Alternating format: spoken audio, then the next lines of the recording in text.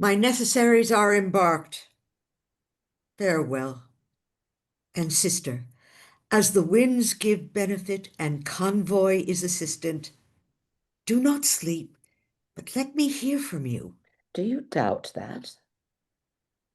For Hamlet and the trifling of his favors, hold it a fashion and a toy in blood, a violet in the youth of primy nature, forward, not permanent, sweet, not lasting, the suppliance of a minute. No more. No more but so. Think it no more. For nature crescent does not grow alone, enthuse and bulk, but as his temple waxes, the inward service of the mind and soul grows wide withal. Perhaps he loves you now, and now no soil nor caudle doth besmirch the virtue of his will. But you must fear, his greatness weighed, his will is not his own. For he himself is subject to his birth. He may not, as unvalued persons do, carve for himself, for on his choice depends the sanctity and health of the whole state.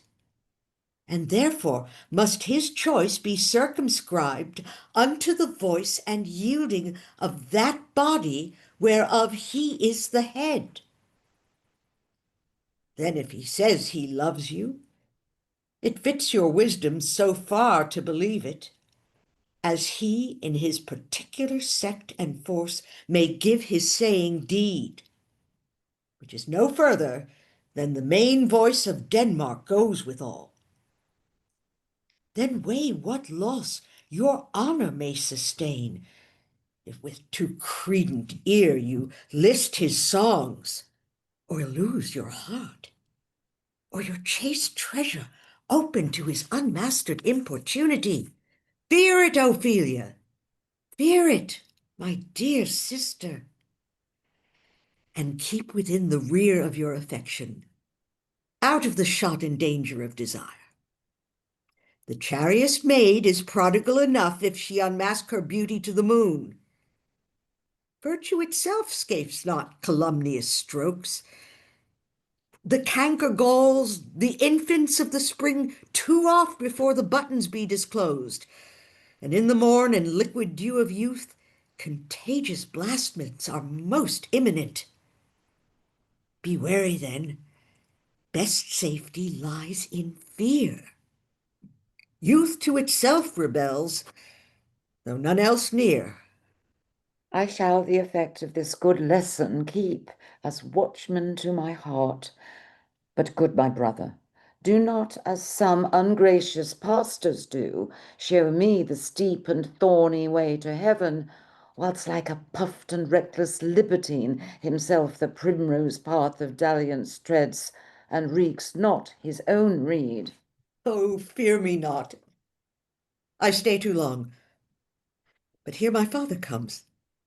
A double blessing is a double grace. Occasion smiles upon a second leave. Yet here, Laertes? Aboard, for shame! You are stayed. The wind sits in the shoulder of your sail, and you are stayed for. My blessings go with you, and these few precepts in thy memory. See thou character. Give thy thoughts no tongue, nor any unproportioned thought his act. Be thou familiar, but by no means vulgar. The friends thou hast and their adoption tried, grapple them to thy soul with hoops of steel, but do not dull thy palm with entertainment of each unhatched, unfledged comrade. Beware of entrance to a quarrel, but being in, bear it that the opposed may beware of thee. Give every man thine ear, but few thy voice. Take each man's censure, but reserve thy judgment. Costly thy habit as thy purse can buy, but not expressed in fancy. Rich, not gaudy, for the apparel oft proclaims the man. And they in France of the best rank and station are of a most select and generous chief in that. Neither a borrower nor a lender be, for loan oft loses both itself and friend, and borrowing dulls the edge of husbandry. This, above all, to thine own self be true, and it must follow as the night the day, thou canst not then be false to any man. Farewell, my blessed season this in thee. Most humbly do I take my leave, my lord.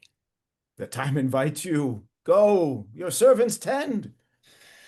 Farewell, Ophelia, and remember well what I have said to you.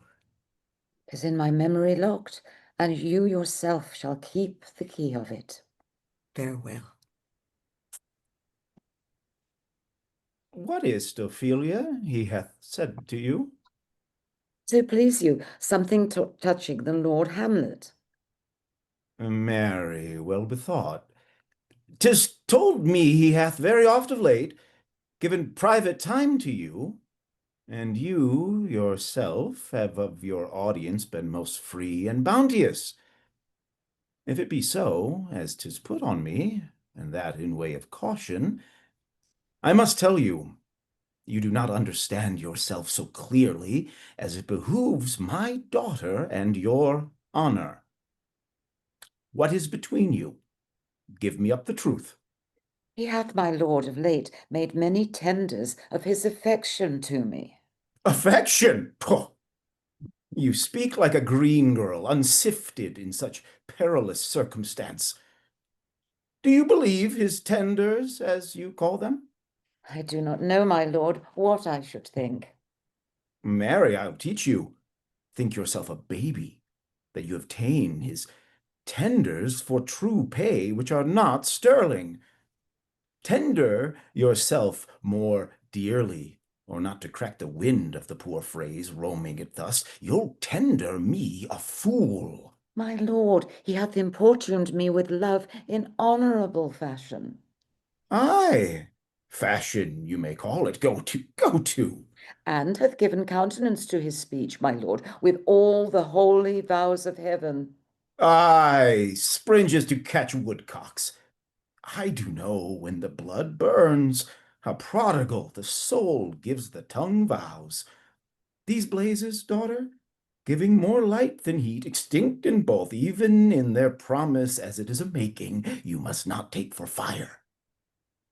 For this time, daughter, be somewhat scanter of your maiden presence.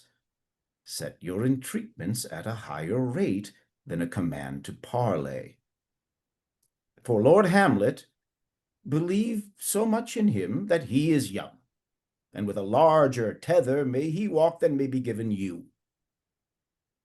In feu, Ophelia, do not believe his vows, for they are brokers, not of the eye, which their investment show, but merely implorators of unholy suits, breathing like sanctified and pious bonds, the better to beguile. This is for all. I would not, in plain terms, from this time forth, have you so slander any moment's leisure as to give words or talk with the Lord Hamlet. Look to it.